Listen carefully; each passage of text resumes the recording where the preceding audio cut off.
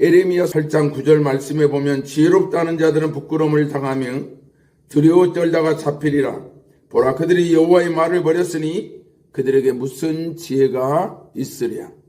여러분, 우리가 하나님과 함께 할 때 지혜로운 거지, 우리가 하나님과 함께 하지 않으면은요, 사람이 어리석을 수밖에 없어요. 어리석은 짓을 할 수밖에 없어요. 어떻게 저 사람이 저런 짓을 할 수 있을까?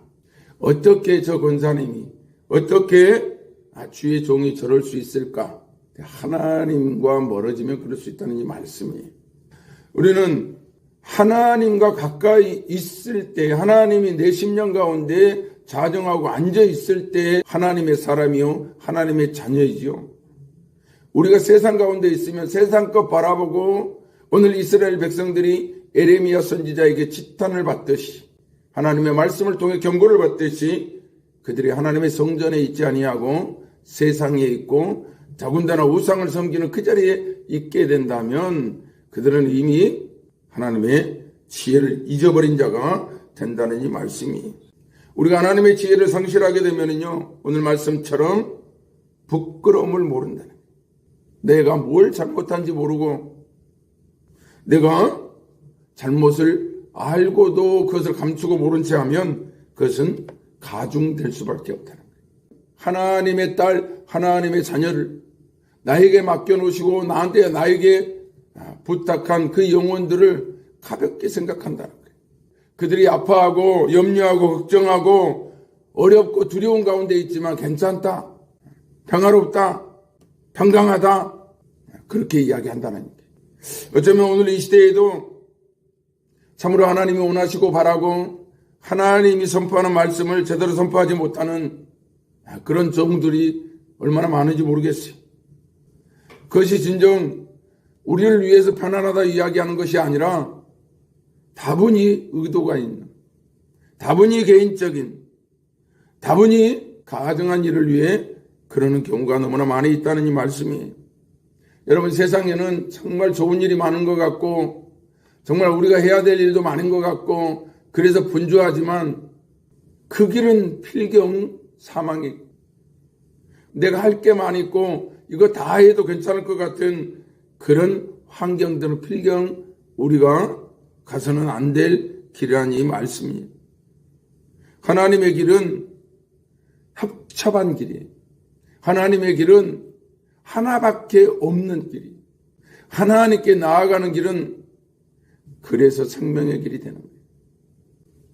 여러분, 우리가 이 길을 가지 않으면 우리는 부끄러움을 당할 수밖에 없어요. 우리가 이 길을 가지 않으면 두려울 수밖에 없어요. 많은 사람들이 있고 많은 사람들이 그곳을 향하고 그것은 너무 아름답고 그것은 화려하다 할지라도 결국 그들은 부끄러움을 당하고 두려움을 얻게 될 것이요, 잡힐 것이다. 그런데 그들은 전혀 귀담아 듣지 않아요. 우리가 말씀을 버리게 되면 이와 같이 됩니다. 하나님의 경고의 말씀이 선포되는데도 불구하고 설마 세상이 이렇게 평안한데, 우리 대한민국이 이렇게 강건한데, 세계 10대 강국 안에 들어가는데 전쟁이 일어나겠느냐, 누가 우리나라에게 도전하겠냐, 도발하게. 그러나 우리가 알아야 될 것은요, 우리는 내부적으로도 무너질 수가 있지만 외국에 누가, 북한이나 우리 주위에 있는 열강들이 우리나라를 침략하면 우리나라는 그 즉시 무너질 수밖에 없는 기반이 취약한 그런 구조를 갖고 있다는 사실을 알고 깨닫고 준비하는 사람은 없어요. 별로 없습니다. 여러분, 우리나라가 대단한 나라 같지만은요, 망하려면 하루아침에 망할 수밖에 없다는 그런 위기를 우리가 갖고 있지 않으면 우리도 이스라엘 백성들처럼 내 허물 가운데, 내가 잘못한 가운데 회개하지 못하는 것처럼 회개하지 못해. 이런 백성들을 바라보며 오늘 18절 보니까 슬프다. 나의 근심이 어떻게 위로를 받을 수 있을까? 내 마음이 병들었도다. 이 마음을, 이 에레미야의 슬픔과 절망을 조금은 알 수 있을 것 같아요. 딸내 백성의 심히 먼 땅에서 부르짖는 소리로다. 여호와께서 시온에 계시지 아니한, 내가 하나님을 온전히 믿지 못하고 나는 하나님의 사람이야. 내 하나님은 전지전능하신 분이야. 내 하나님은 어떤 경우에도 우리를 지켜주시고 보호해 주실 거야. 천만의 말씀이라. 하나님은 우리하고 함께 하겠다고 약속하는 것은요, 하나님 말씀, 하나님의 언약을 지키는 백성들과 함께 하겠다 그렇지, 하나님의 백성을 이라 할지라도 하나님의 언약을 잃어버린 그 백성은 하나님께서 반드시 심판하시겠다고 구약에서도 이야기했지만 신약에서도 마찬가지. 내가 분부한 그것들을 지키게 하라. 땅끝까지를 하나님의 말씀을 전하고 증거하는 주님의 사명을 감당하는 자들에게 주님이 함께 하시겠다 그랬지, 세상 끝 기웃거리고 세상 열망에 빠져있는 그 백성들과 하나님이 함께 하시겠다는 그 말씀은 성경 어느 구절에도 나오지 않습니다.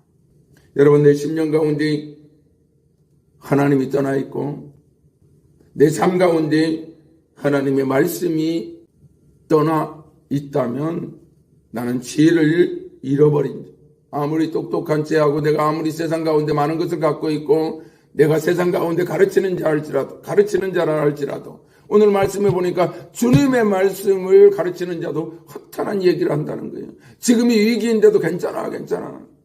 하나님이 계신데 괜찮아. 판단할 수 없는 참으로 어리석고 참으로 우매한 자로 변할 수밖에 없는 것이 저와 여러분이라. 여러분, 세상에 지어는 순간적인 세상 것은 아무리 하라도 일시적인 것이, 여러분, 세상에 내가 아무리 석박사가 되었다 하더라도요, 써먹을 수 있는 것은 불과 몇 년에 불과해요. 아니, 세상은 그보다 더 빠르게 지나고 있다는 이 말씀이, 우리가 하나님을 온전히 붙잡지 않고 하나님 말씀 가운데 살지 않아야 우리 예배가 삶과 일치하지 않는다면 우리는 세상 가운데 부끄러움 당할 수밖에 없고 세상 가운데 두려워할 수밖에 없고 세상에 붙잡힐 수밖에 없는 그런 삶을 산다는 얘기. 여러분의 말씀을 붙들어야 됩니다. 그 말씀을 소중히 여기며 따라가야 됩니다. 그것이 우리의 삶을 이끌어가는 원천이에요.